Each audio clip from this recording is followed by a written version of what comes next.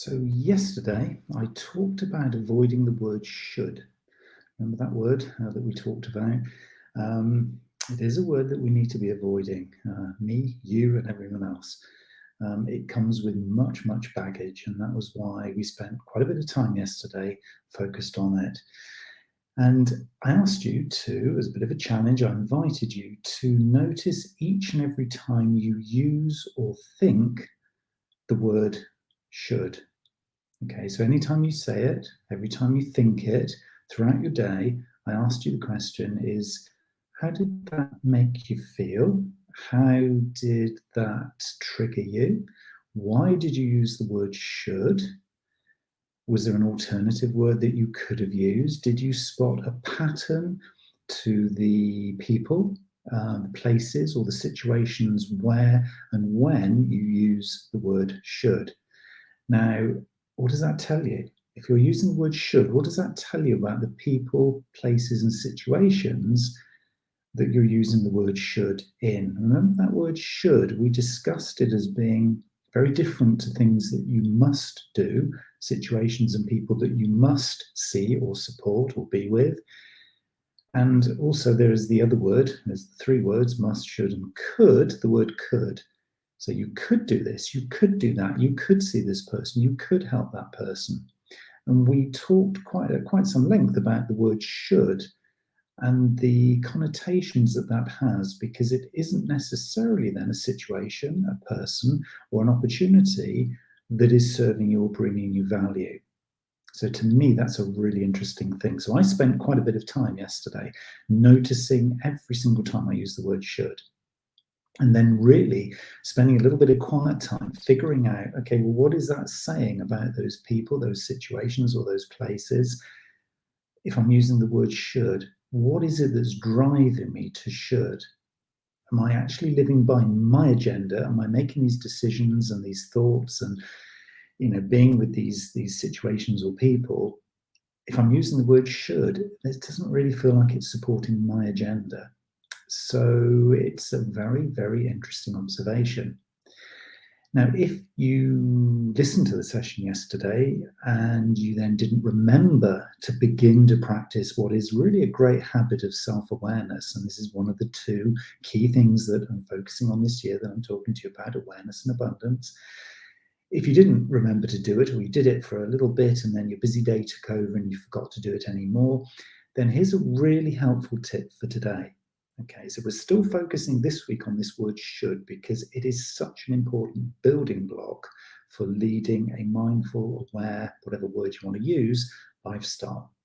Okay, so what we need to do is find a useful way of building this into our daily habits. And this is what we're trying to do here. And I talked yesterday again about, building really healthy, helpful, and really useful daily habits that really support you moving towards becoming more self-aware and also then leading a life that is full of abundance in whatever way you define it. I'm not here to tell you what abundance means for you.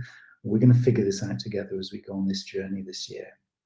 So here's a little tip, a little bit of an idea that hopefully will help you to spend a little bit more, or I should say invest a little bit more, and I'll come on to that in a second, quality time with yourself that will allow you to be really kind of double downing on the scenario, the opportunity that we have here right now with this word should. Okay, so this little helpful tip is to find a place or situation where you can invest in your quiet time. Now, a lot of people talk about, oh, I'm going to spend time doing something, or I'm going to spend time with this thing or this person. If you spend time, it's gone. It's a little bit like money. If you spend money, it's gone. But of course, if you invest money, you're looking for a return from it. So what I'm going to challenge you to do and invite you to do today is to think about, what could I do? Where could I be? What kind of place or situation would allow me to invest in some quiet time to just think about those times and those moments when I use the word should? Okay, so this is what we're going to focus on today, is investing in quiet time.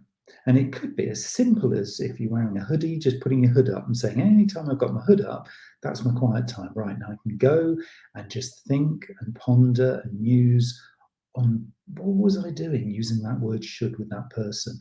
Why did I say I should do this task? Why did I go to that place because I should go there?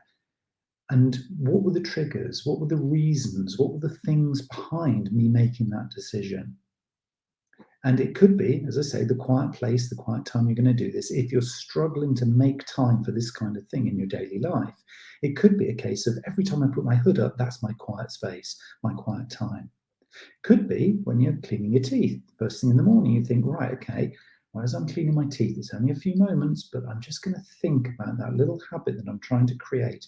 And I'm just going to use the time when I clean my teeth. Or it could be when you're driving. You might already have time already, and this might be me preaching to you something you've already figured out. You might be somebody who meditates a lot, and you've got specific points in the day or specific opportunities where you can meditate, and it's great, and you've got your own space and your own time that you've invested in yourself. Or it might even be, when you're walking your dog in the local park. It really doesn't matter where or when or how you create this time that you're going to do and use for investing in yourself. But it is super important to do so.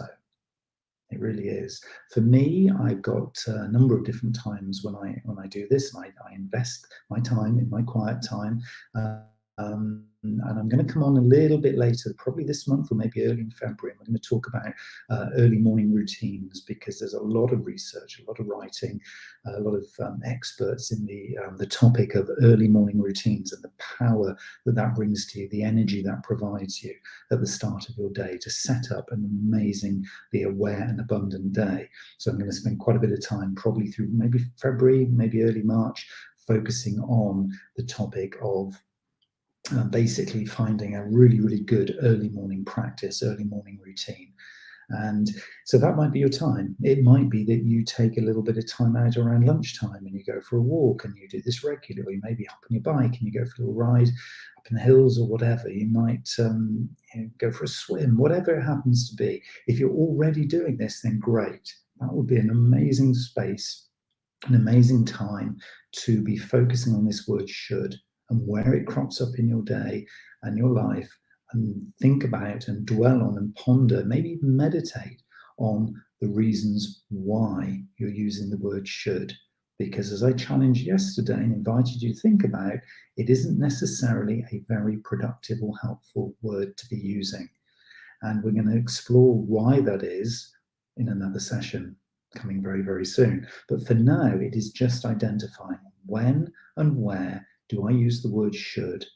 And then once I've figured out a couple of examples, and I've figured out the people I use it with, the situations, the context, the scenarios, maybe the places that I should be in, or I should be with this person, or I should be doing this particular activity, then find a place or a situation where you can invest in your quiet time, and then just go inward, just quieten down, breathe deeply and quietly, and just spend a little bit of time with yourself thinking, okay, well, Neil's invited me to really think about this word should, and I know it was with that person when I said I really should see them or I should give them a phone call.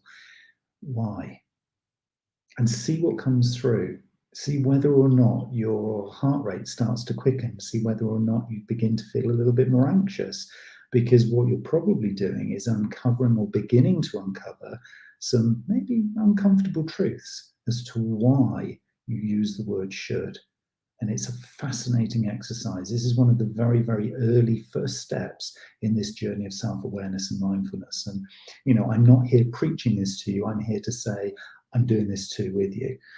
This is a journey which yesterday's video and conversation, I invited you to join me on the journey this year with this whole idea about manifesting awareness in ourselves and abundance, because of the abundance comes from being very, very self-aware and mindful of your priorities, the value you bring, and your purpose. So that's kind of really where this is coming from.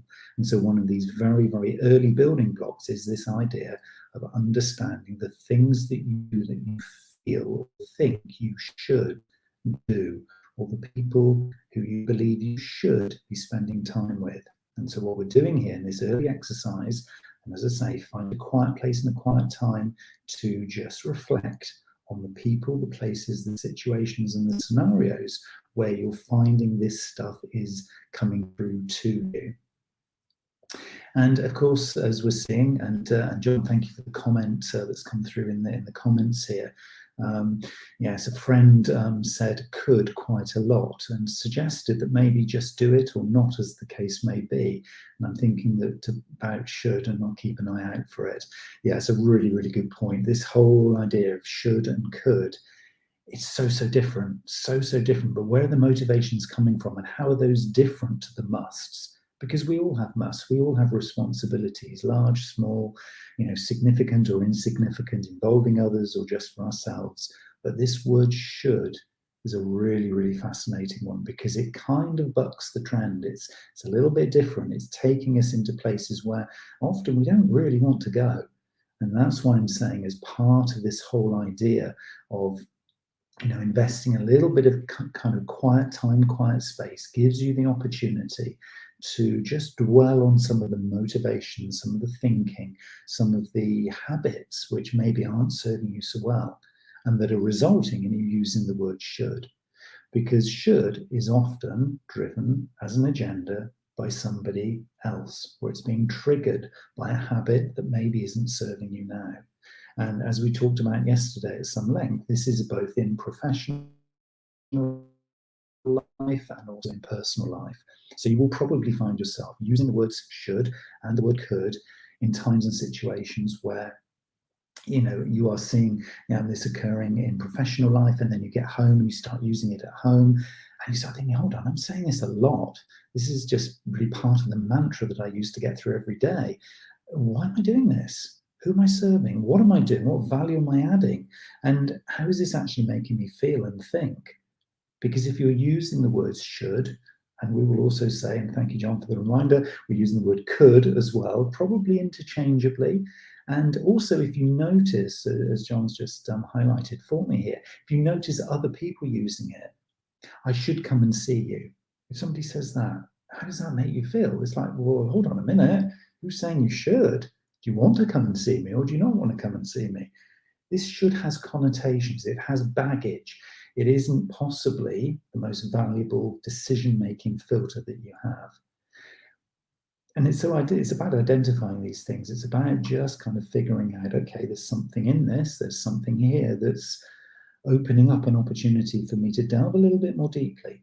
But it is that delving, it is spending that quality time with yourself and just hearing and listening to both how your body reacts when you start thinking about these contexts or people in places where you use the word should. It's how your body feels as a result of that when you start to look at this and you start to think, hold on a minute, this doesn't feel very comfortable. So it is as much about the feelings as it is about the thoughts when you begin to look inward and see what happens. So my tip for today, as we're still focusing on this word should, one of these very early building blocks in our wonderful journey this year of focusing on awareness and abundance, it's one of these very, very first little platforms that we're going to be using. And once we've kind of mastered this bit, or we've kind of figured this bit out and really practiced it, and then really identified and reflected back, it's almost like looking in the self-reflection of should mirror. And so keep constantly looking at ourselves and then just see if we can spot some patterns. And then why are those patterns being triggered? Why and when are we using the word should? And is it serving us? And if the answer is yes, again, I'm not here to judge. I'm not here to tell you that there's a right and wrong way.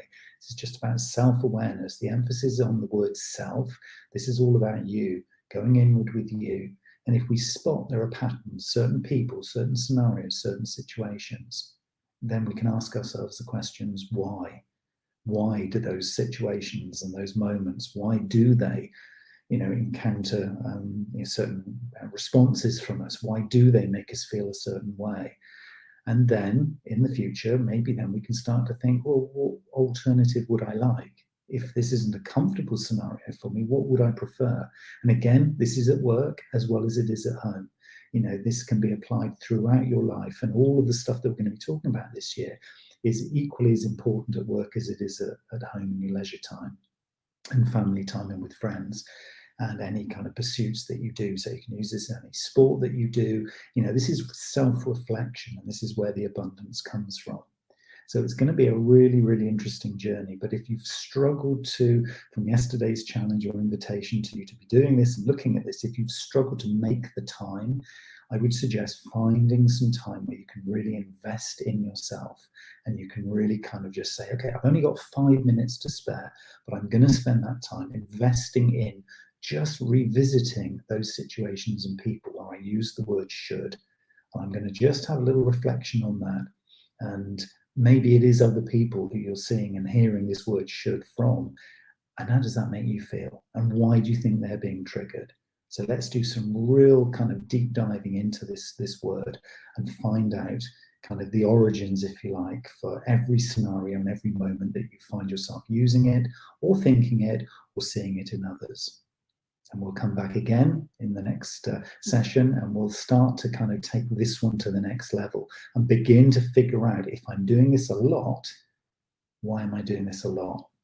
And is there an alternative way? And maybe we're going to check and use one scenario, and I'll give you one example that I've identified for me, and we'll probably work through that one as well, because obviously it's a self one, so I can actually give you a little bit more detail behind that one. And then we'll do a deep dive into that and see if there's some alternatives. And as I say, this is one of the very early building blocks for this concept of self-awareness. You can use the word mindfulness, there's lots of being present, there's loads of different ways of describing this. What we want to do is just become a little bit more conscious, self-conscious, not in a bad way, in a good way, self-conscious, which will open up some opportunities a lot later in the year for seeing this abundance come through, more of the things that we want and the things that we need to live this higher purpose-driven, higher valued life that we're all looking for. So there's your challenge for the day today. See if you can find a place or situation where you can invest quiet time in yourself to explore at a deeper level the times and the triggers and the situations where you're using this word should.